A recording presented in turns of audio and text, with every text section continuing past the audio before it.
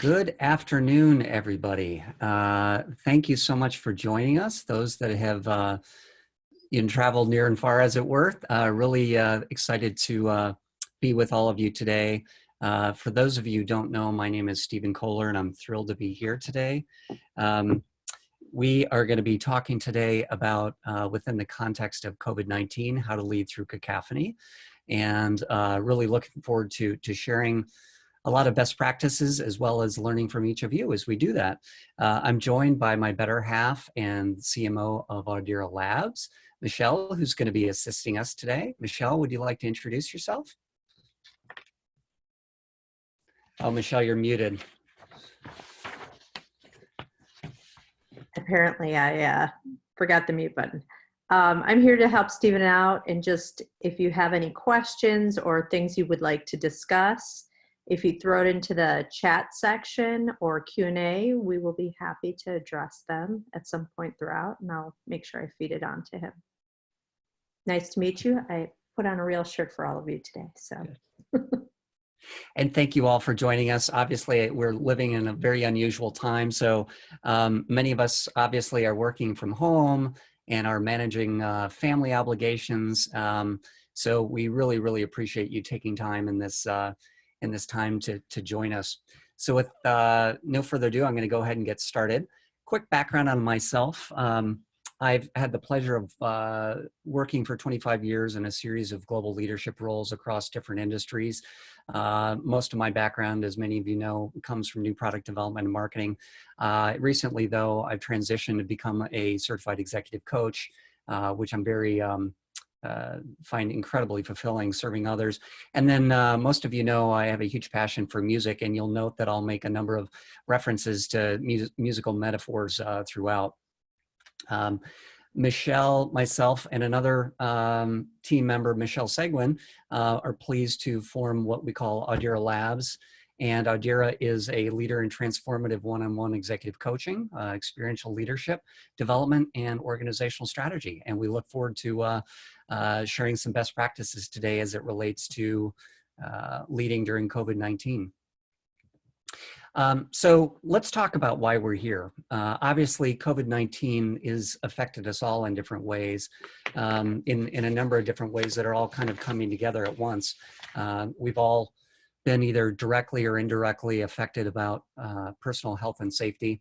I hope that all of you on today's call, including your family and your team members, are safe and healthy and are taking care of one another. Obviously, in addition to that, our businesses have all been dramatically affected. Many of us are looking for ways to find business continuity and just keeping business going. Many of us are personally affected in terms of our employment. We may be facing furlough or layoffs or other things of that nature, and our hearts go out to you. Of course, we're also managing families. Many of us throughout the world are now have children at home that are learning through online learning, and that's obviously not easy for the children or for the family. So we empathize for that. And then, of course, for our communities, whether they be schools or churches or community organizations, they've all in many ways shut down or certainly altered the way that their organizations have to be run. So today is all about how do we manage in this context. So with that in mind, we have 3 goals today. And Audira, for those of you not familiar, is all about learning how to provide leadership in the context of listening. So we are going to start today by listening and identifying the stresses that many of these things that COVID-19 have brought our way, and talk about how do we identify what those stresses are. Then we're going to talk about 4 different ways that we can manage and find harmony and balance amongst those stresses. And throughout, and certainly at the end, we're going to be sharing ways together that we can lead through that and find some sense of harmony. You'll note that I'll take some breaks throughout our hour together today, because this is as much about what you're finding effective as what we found on our side. So I'll stop along the way to really pause and offer the opportunity for each of you to share in terms of what's worked for you. All right, well, let's start by listening. Some of the things that I've noticed as I listen to all that's surrounding us as it relates to COVID-19, it's scary. You know, we're hearing a lot about the pandemic as it relates to the sickness and the physical impact and the infection that it's provided. We're also hearing a lot of impact as it relates to our businesses, how businesses are having to, entire industries, for example, the live event industry is having to literally shut down. Organizations are facing difficult decisions with having to put furloughs and layoffs in place. Communities are having to readapt with sheltering in place. And that's creating a lot of stress for all of us. That's creating uncertainty, that's creating anxiety, and that's creating really a sense of feeling that we can't move forward. And I'd like to just pause for a moment and get any initial reflections on what each of you are hearing and what the impact has been on you. So if you look at the bottom of your screen, if you're on a computer, there's a chat box. And if you have any comments about things that specifically are impacting you at work or at home that you're struggling with, we'll try and address them throughout the webinar. So feel free to jump in. If not, if nothing is stressing you, we can move on. Or if you want to jump in later, and if you think of something, that's fine as well. Yeah, and there will be ample opportunity throughout to share. So we have a couple people, Stephen. We have, as an airline pilot, every flight is a potential exposure to a career-threatening illness. We have, for a guy who travels 30 plus weeks a year, this is like prison. We have another participant who said they're struggling on how to help others with their solutions. Another participant said that the most stress is keeping things sanitized, coming up with relevant solutions to the prospects in my emerging technology business, and health solutions. So we have everything from kind of the personal to the business, all intertwined. First of all, I want to thank all of you who provided that support. It's I want to acknowledge that we're all carrying a lot, and I think the first thing we need to do is to acknowledge how we're feeling and identify ways that we can find some balance through that, particularly as it relates to managing our own triggers and finding ways to support others in this time. That's exactly some of the techniques that we're going to be talking about throughout the rest of this call today. So thank you all for your initial thoughts. As I mentioned earlier, many of you know I'm a musician, so I'm going to be making some musical references throughout. And as I was thinking about a lot of the things that you just named and the things that we've noticed at Audira, from a musical or an audio perspective, it really brings the term of cacophony to mind, which as defined sounds like a harsh, discordant mixture of sounds. We have anxiety, we have fear, we have job loss, we have family concerns. And yet, we also, as we'll talk about in a moment, we see some bright spots. We see leaders and teams really innovating and bringing really creative solutions to their organizations, to their teams. And it's a really powerful, interesting mix. And so our opportunity as leaders is to find the balance of that mix, if you will. So let's go ahead and talk about some ways that we can lead going forward. I've labeled this next section what I like to call four-part harmony and keys for performance. The first one, and I'm sure many of you have heard the importance of this element, but I can't overemphasize it enough. And it's really this idea of finding your ensemble, finding your tribe, finding your group, if you will, your posse, and really finding ways to connect with them. I can't emphasize enough how important that is in this time. A recent Wall Street Journal article from a couple days ago talked about some of the biggest struggles for those of us that are adapting to working from home. And they named what I think a lot of us are feeling, which is really a concern around collaboration and communication and an outcoming of that, which is loneliness. Many of us who have not had experience working remotely or working from home really struggle with this idea of how do I connect, how do I collaborate, and how do I manage that sense of loneliness?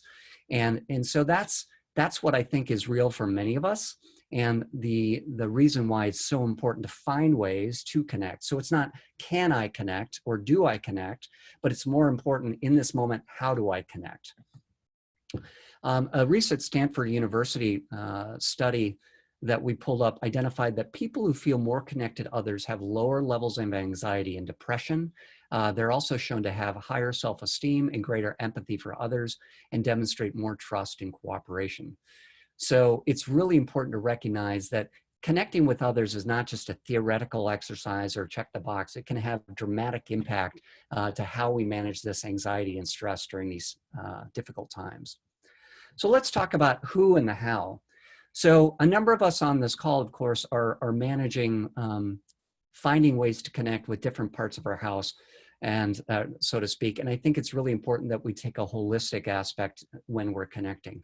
So for those of us that are working with teams, we want to think about those that work for us, our direct reports, think about our peers, and think about those that we're reporting into. Really think from a 360-degree perspective, who are my team members?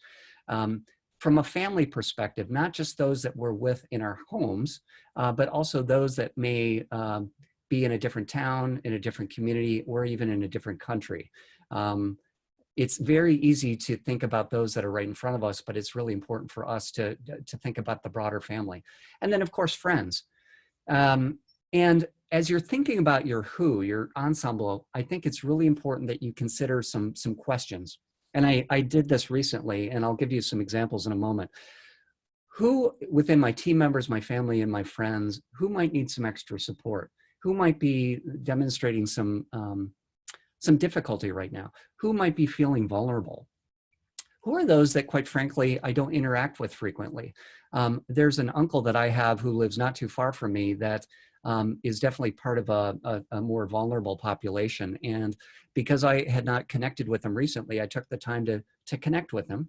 And it really had a dramatic impact for him. And I share that example because I think we all have some examples of folks like that, whether it be team members in our organizations, family members, or even friends that we may not connect with regularly that we have the opportunity to support. And then think about, from a relationship standpoint, how can I use this time that we have to really deepen the connection with these individuals? It's so easy in our rush of life to be what we call very task oriented. And we want to use this time that we have to deepen the connection with those around us. So how do we do that in a powerful way? Well, first and foremost, I encourage everybody to really take the phrase of communicating early and often to heart. It may be easy to say, well, I'm going to wait for somebody else to reach out to me. And I would say now is the time to really take the initiative. There is no time like the present to reach out and connect with folks. I also want to encourage everybody to really, when you're connecting with folks, we're all struggling in different ways. So take the time to really practice strong listening, empathy, and vulnerability. Putting yourself in your shoes.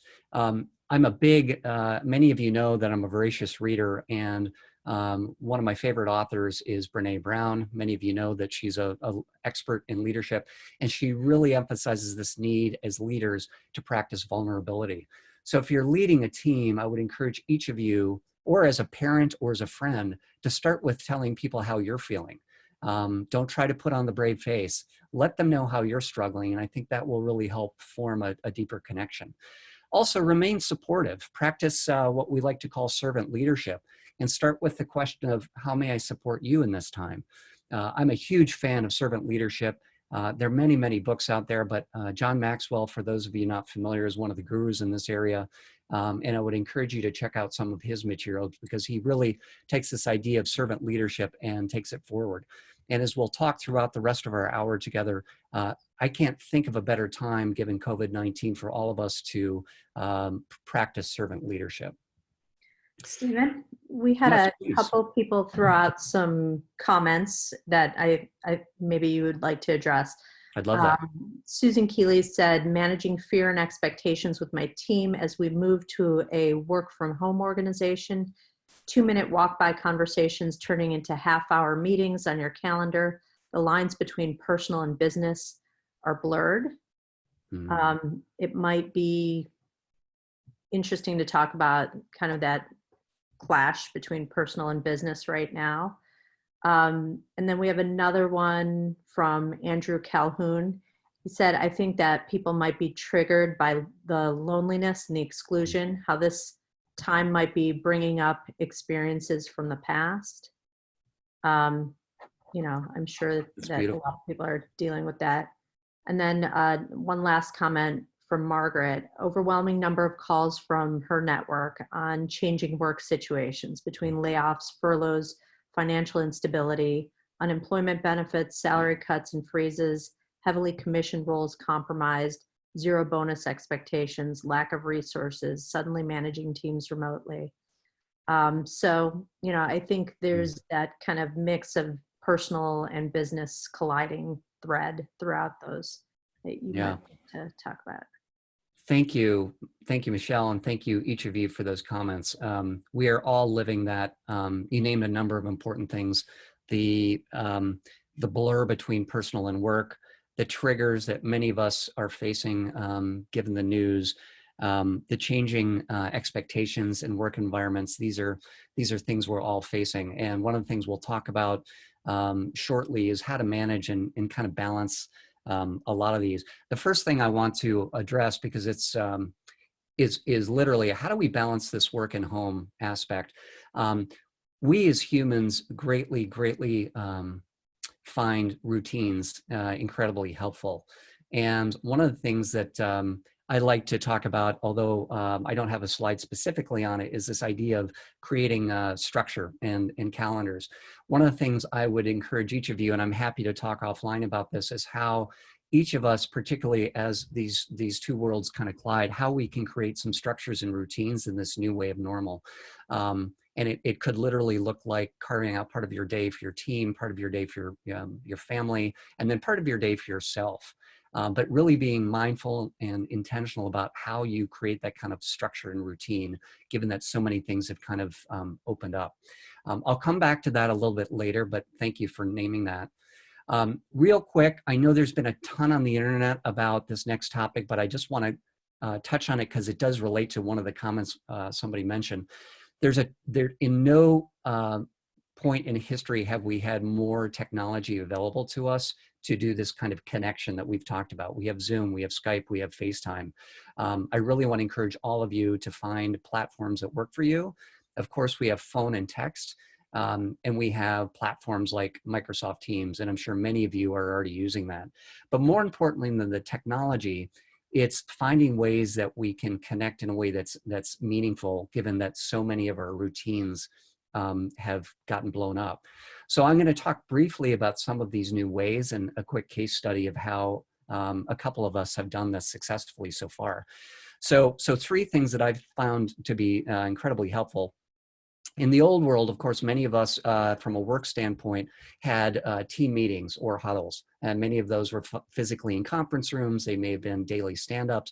Well, one of the things we can all do now is do that from a virtual perspective.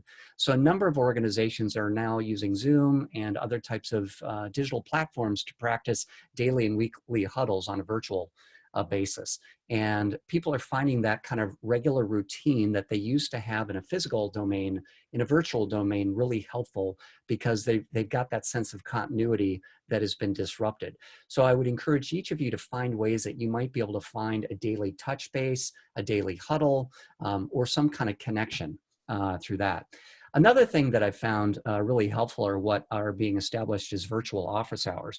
And each of you can do this now, whether it be at home, be at work, in your community, where you literally set up a Zoom line. It can be for all day, or it could be from, say, 9 to 11. And you practice office hours where people come and go, and they provide peer coaching, expertise support if you're leading a particular area of expertise. And I want to emphasize that a core aspect of leadership, folks, is that we're all leaders. So know that each one of us on this call have the opportunity, the expertise to provide that level of support and expertise to all of us, whether it be our team members, our family members, or our community. There is something that you can provide support and expertise to. So I would challenge all of you to think about what is that and how can I provide expertise in a virtual sense.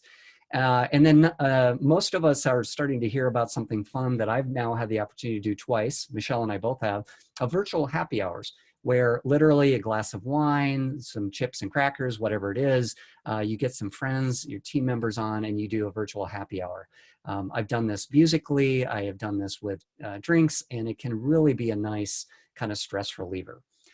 I want to give you a quick case study. I read about this in NPR the other day. There's a company based out of Seattle called Steyr Content. They are a content marketing agency. They have been working remotely for quite a long time. But the CEO, Karen, talked about 3 things that her firm has been doing, both that blend work and personal. They've used Slack, which is an online platform that many of you are familiar with and are using. And of course, they use it for business, but throughout the day, they'll use it for trivia contests, just to break up the monotony, to kind of give people some breath of fresh air. They'll use video conferencing for virtual happy hours. And then they'll use various of their digital platforms to do exercise, which I thought was really collaborative. You know, many of our organizations offered that physically. We can't do that. So what did they do? They created ways to collaborate physically together. So these are just a few ideas of ways that we can connect with one another. I want to pause and just take a moment to talk about what are some ways that each of you may have found to connect with your ensemble. So I'm going to just open it up to Michelle in the chat window and see if there's anything that anybody would like to share really quickly.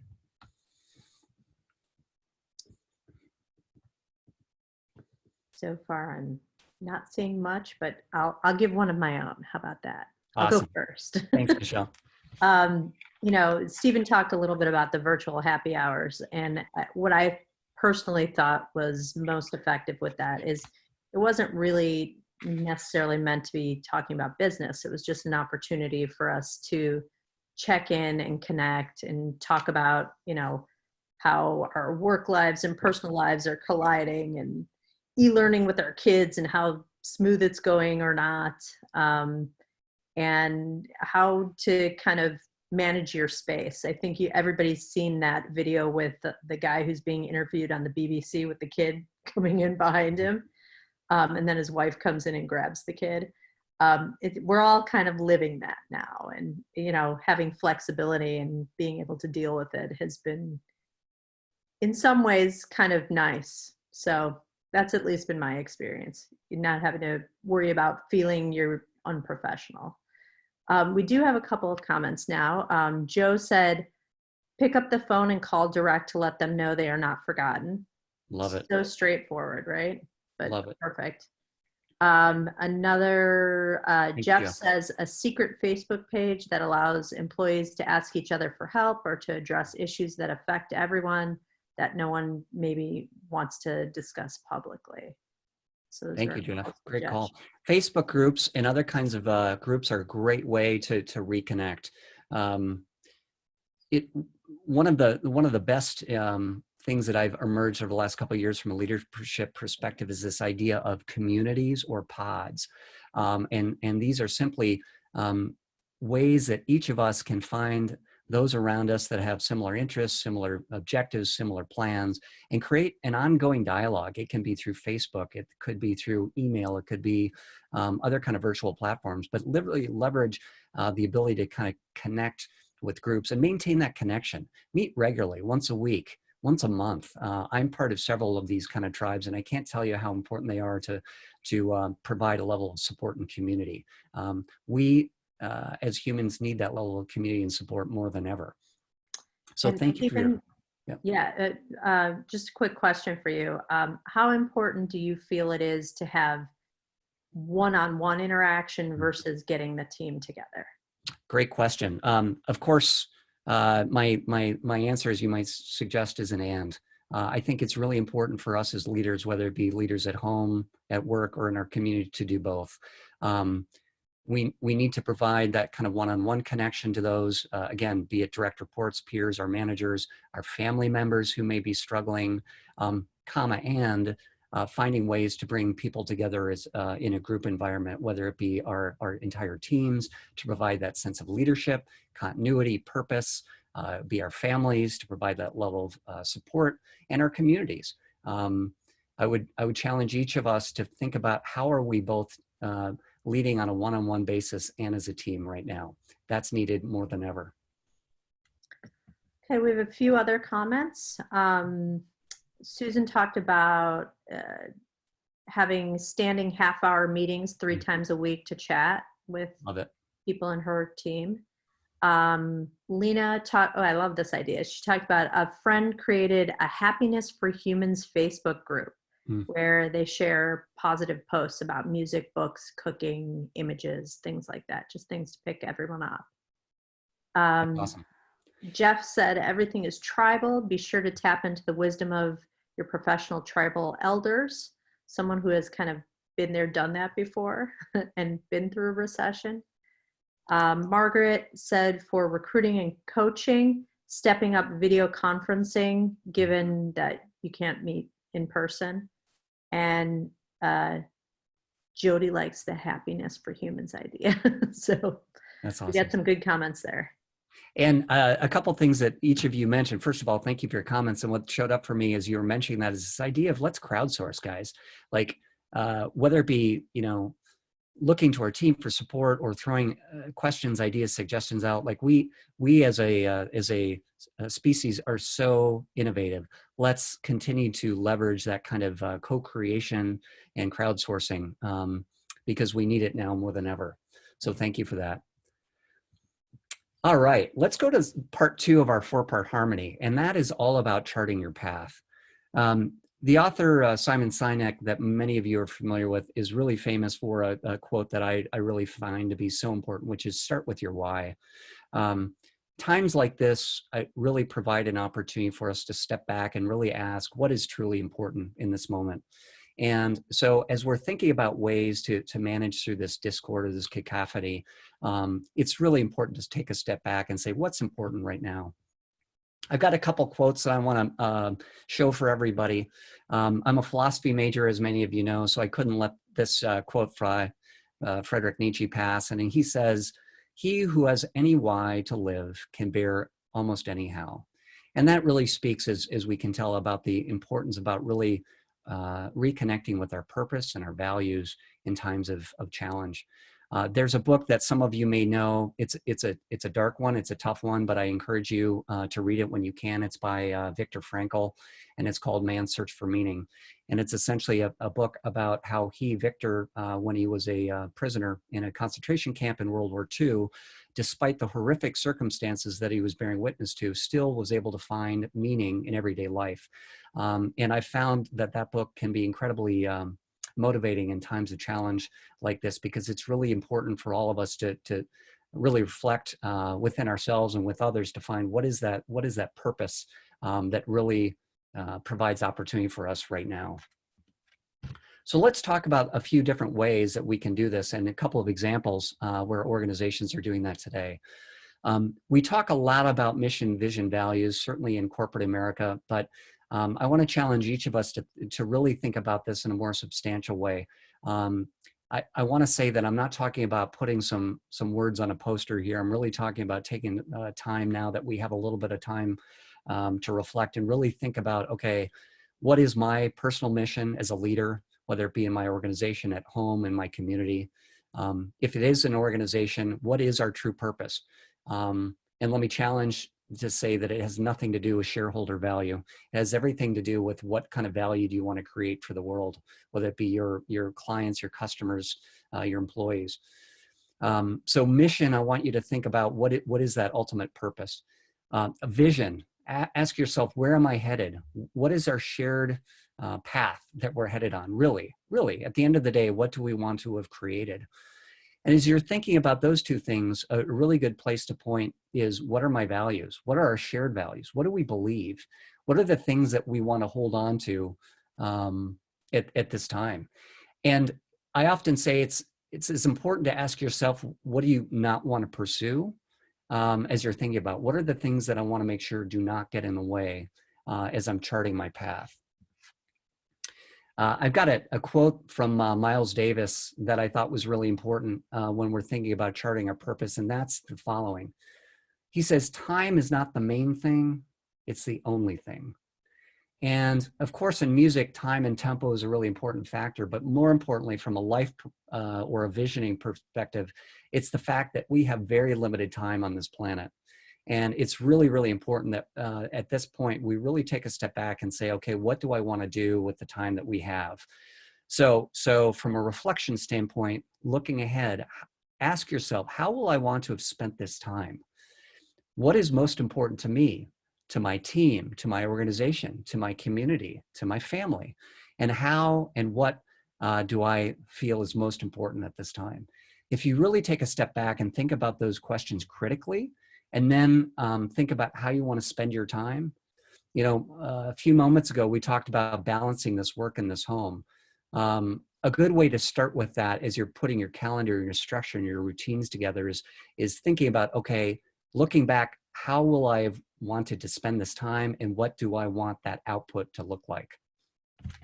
Stephen, Please. Kevin's tracking with you because you just posted a comment that said, this time might be an opportunity to find a balance between today's busy lifestyle and some personal quiet time and space. And he quoted Blaise Pascal, all of humanity's problems stem from man's inability to sit quietly in a room alone. So that's beautiful. I think he's on the same track as you. So that's beautiful. Thank you so much. I not to get too philosophical, guys, but there's a leadership lens that I would like to bring forth here, which is many of us, whether it be at home or our office, we spend a lot of our times in the doing mode. We're very task driven. We're very solution oriented. We're very much about solving problems. And that's important. And yet it's not sufficient. So if we call that part of our leadership the doing, I want to call attention to everybody of the other side, which is equally important, particularly now of the being. And by the being, I mean this idea of stepping back and really being intentional and being reflective about what really matters and how we want to show up in the world. Because at the end of the day, we are often not remembered for all of the skyscrapers we built and our resume, but more importantly, the kind of person that we were as a leader and as what kind of traits and character aspects we had. So thank you for that comment, because it really emphasizes the need to balance that, both that doing and the being. Many of you know I'm a huge coffee nut, so I had to give a quick case study of Starbucks, and I'm sure many of you have examples like this, perhaps organizations that are not this large, but Starbucks in its mission and its values has always talked about the importance it places on its employees or its partners. And during COVID-19, this is no different. So I pulled this from one of their recent communications. They talked about how recently they have been caring for their partners in terms of extending childcare benefits, offering mental health benefits, introducing catastrophe pay. They are paying their in-store associates for the next 30 days, regardless of whether the store is open. And we know that most of their stores, of course, are closed. And I draw that as an example where they are literally living their values. And I would challenge each of us to ask, as we're thinking about our values, how are we living them into this moment, whether it be individually, as part of our organization, and in our communities. Okay, step 3. We're going to talk for a moment about how to remain adaptable and improvise. As challenging as this time is, it really presents an opportunity for all of us to be adaptable. I love this quote from George Gershwin, who says, "Life is a lot like jazz. It's best when you improvise." And that's really the case. And it's not about denying the challenges of what's facing us. It's about managing with what shows up. There was a recent Wall Street Journal article that came out a couple days ago talking really about adapting and thriving. And the headline was this: "The key to being a successful leader all comes down to being adaptable." They had done some partnership leadership studies with the Drucker Institute, and they came up with the top 2 leadership traits being tolerance of ambiguity and adaptability. And so I bring this forward, guys, to say, knowing how challenging our context is today, how can we manage and lead through both ambiguity and being adaptable? Many of you know that not just in music, but in comedy, there's this idea of yes and it's this principle of really accepting and being present to whatever's showing up, and then yes anding it. So it might be like this: yes, we have a world pandemic, and what things can I do both at home for my organization and in my community to support those around me? So it's not denying what's happening, it's finding ways to adapt and improvise with what shows up. And so my invitation to each of us today is, how can we be yes-anding those situations around us? A couple things that many of you may have seen in the headlines, which I thought was fascinating. We are not alone in facing some of these challenges.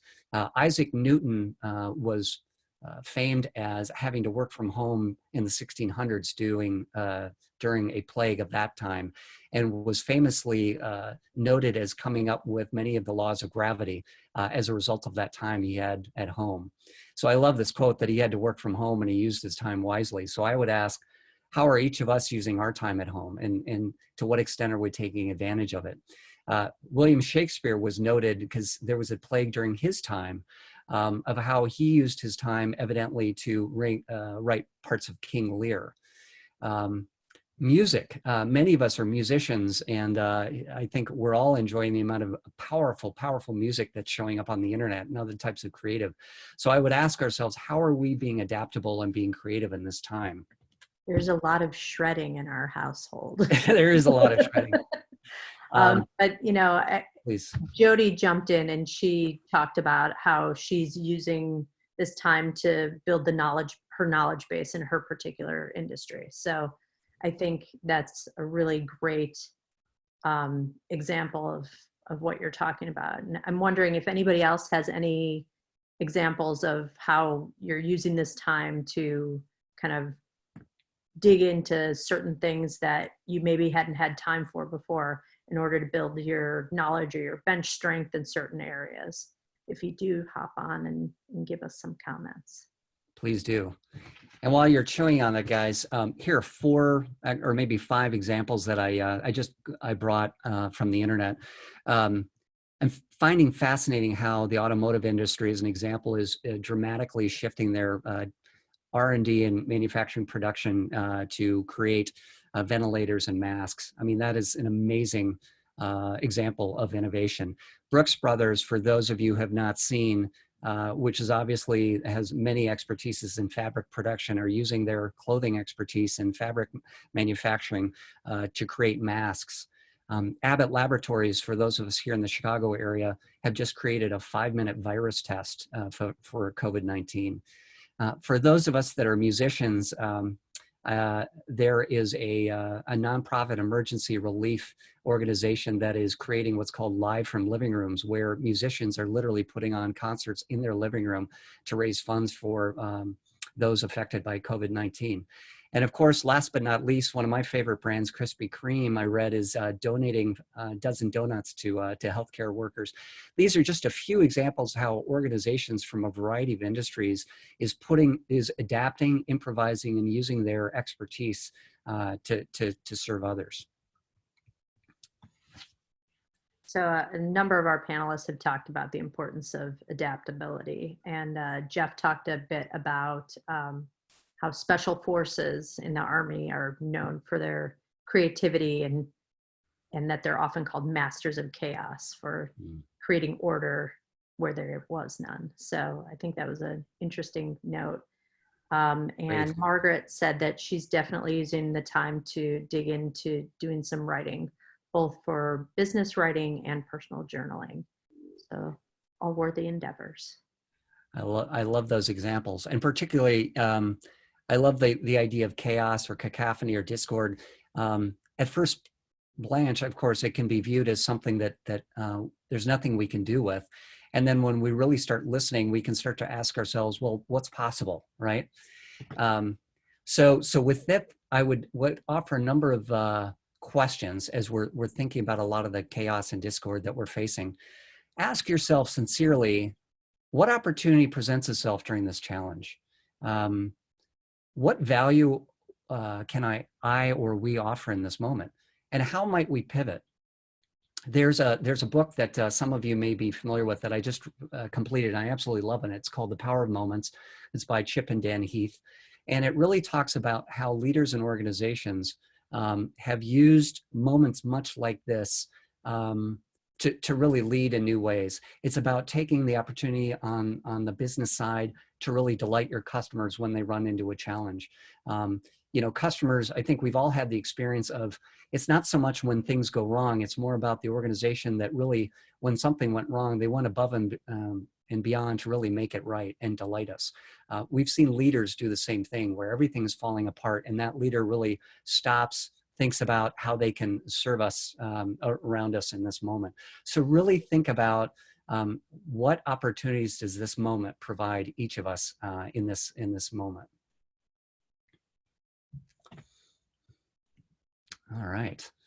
The last piece, and you know, using this musical metaphor for those of us that are musicians, it's really about how do we adjust the mix for balance. And I want to just emphasize that it's really important that each of us is kind of finding our way and in this difficult circumstances. Some of us might be feeling bored, kind of crawling the walls. Some of us might be very anxious because we're juggling way too much. And because of that, I really think it's important for all of us to practice balance from a mind, body, spirit. And you can be very intentional. Going again back to this idea of creating structure and routines in our calendars. Think about, okay, how much of my day, of my week, of my month am I allowing to have balance in the mind? Am I reading? Am I meditating? Am I journaling? Am I learning something new? In my own case, I know that I really love learning. So I do a lot of reading. I do a lot of practicing of guitar, things like that, that really fill me up. Of course, that's not enough. We need to make sure that we're paying attention to our physical bodies, whether it be exercise, walking, stretching. In my own case, I've been very intentional, despite the fact that here in Chicago, it's been very gray, to get out once a day and walk our dogs. As small as a little element that's in, it makes a dramatic impact. And last but not least, think about things that fill your soul, whether it be music, family, cooking, whatever that thing that fills your soul. Be very intentional about making time for it, because it's really easy for us to kind of get in that trap of saying, I don't have time to, or, you know, it's not important. So really be intentional about kind of creating that balance. And again, you can practice this in a very practical way by giving yourself accountability. And I'd be happy to talk about more ways that we can all be there for each other from a kind of an accountability partnership perspective. Reach out to me if you have questions or thoughts about ways you might do that. So I just want to open it up for the remaining minutes that we have left and hear more from you. We've talked about ways that we can connect with one another. We found different ways we can reconnect to purpose and our values. We've talked about improvising and remaining adaptable. And of course, we've talked about balance. But I'd like to open it up for the last few minutes to say, what other ideas do each of you have and what's been working? We have a few comments.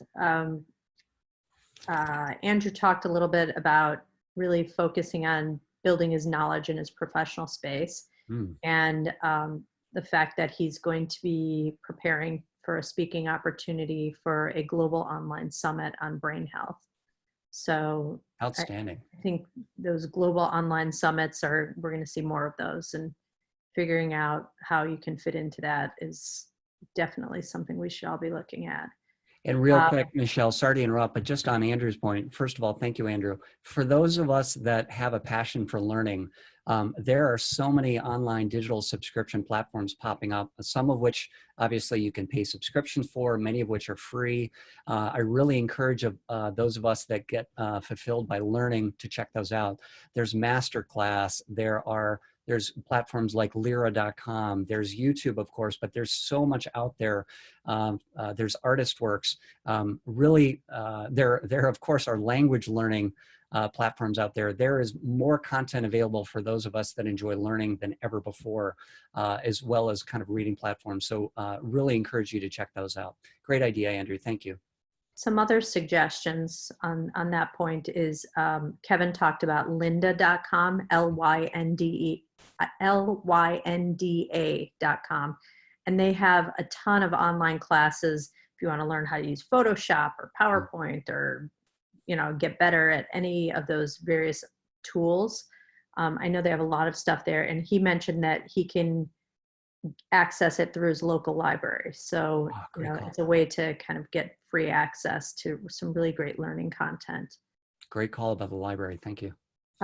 Joe talked about cooking more, which I think we're all doing more of these days. Thank you, Joe. Heading to the park and, just doing something to kind of get out of his space. Jody's been creating a lot of videos on YouTube to help. Jody runs a nutrition business, and she has a lot of new YouTube videos to help people with their health goals. And Margaret said she's been doing a lot of planning and education, both formal and informal. Thank you, Jody. Thank you, Margaret, and everybody else. Those are just great ideas. And really draw on a lot of the things we've talked about. If the video content, that's a great way to not only serve, but help people connect. We all love video content. So I would encourage all of us to kind of put that content out there. It also provides an opportunity, as each of you said, to learn new things, whether it's be learning a new language, learning a new technical skill, and then finding ways to use those opportunities to really fill ourselves with balance again. That's awesome. I think we should probably ask, is there anything that you were hoping we would cover and talk about? Because we have some extra time left here at the end. And if there's something that you would like either the group to weigh in on or Stephen specifically, we do have some extra time available. Or if there's anything else that you would like to share with the group, feel free. Yeah. Stephen, did you want to talk a little bit about coaching sessions? Oh yeah, absolutely. So a little bit of background. I think for those of you who don't know, Audira Labs is a boutique executive coaching leadership development firm. And I would love to offer anybody on this webinar a free 30-minute coaching session to support you in this time. In practicing what we preach, we're all looking for ways that we can give back, and one of the ways that Audira is giving back right now is providing free coaching both on a one-on-one and a team basis. So in that spirit, would love to offer everybody on this call, feel free to reach out to us. I'll share my contact information in a moment, but really would love to support you from a coaching, whether it be personal or professional opportunity that you're looking to explore. Thank you. And Luke did ask if everyone would receive a copy of the recording. And yes, we were recording the webinar, right? Yes, thank you, Luke, for the prompt. Yes, so everybody will receive a recording, a digital copy of this webinar, as well as our contact information with additional resources at the end. And we really encourage all of you to share this and let us know what topics that you would like going forward. This is definitely a pilot session that we plan to make an ongoing series, and we want this to be shaped around the topics and areas that you would find most impactful. So please let us know what you would find most engaging going forward, and we will create that accordingly. Jody laughed and said, "How to use Zoom?" Yeah, she wants to learn more about that. Yeah. There's a really good online tutorial we can send you, Jody. We're all learning together. And then, there's WebEx and some other great platforms out there. Awesome. Well, guys, thank you so much for joining us today. It's really been our pleasure to share a few ideas and suggestions for each of you. Really want to share everybody's engagement and suggestions. As mentioned, we will send a copy of this out as well as our contact information. Just as a quick wrap up, continue to be self-compassionate, listen, notice what your stressors are, and take time to really practice a lot of the things we've talked about. Really take time to connect with those around you, re-engage with your purpose, find ways to be adaptable and practice that self-care and balance. And then know that we, of course, here at Audira, always here as a resource.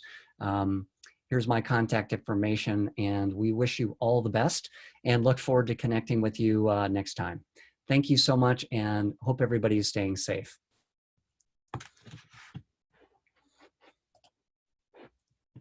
Bye, everybody.